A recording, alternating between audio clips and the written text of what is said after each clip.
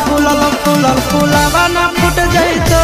गबना करबो नहीं तो फूलल फूलल फूलावाना फूट जाइतो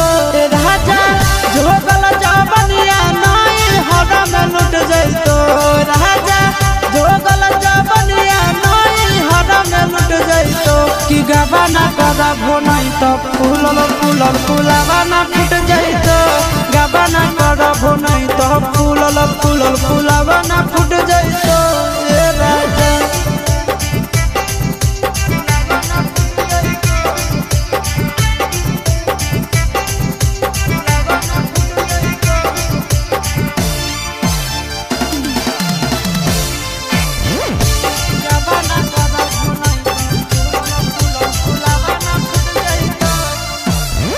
चोलिया के साइज दिनों दिनों बढ़ल जाहै राजा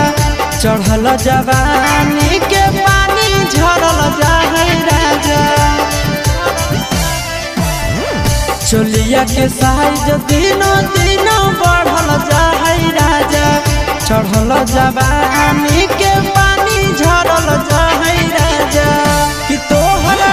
ओखरी में धान केहू दोसर कुट जाइतो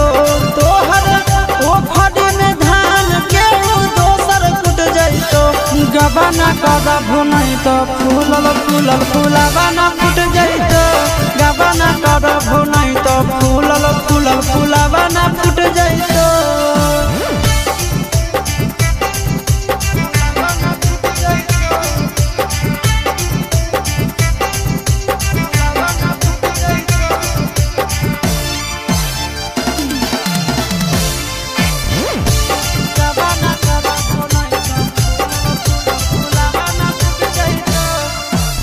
सूते के मन करो है राजा तोहर गोड़ावा में कहिया रगड़बो अपन गोड़ावा हमर गोड़ावा में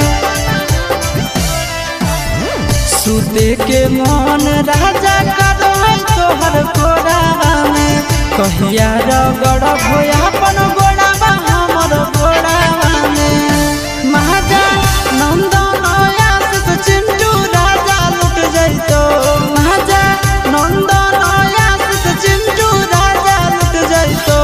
गबना करबो नहीं तो फूलल फूलल फूलावाना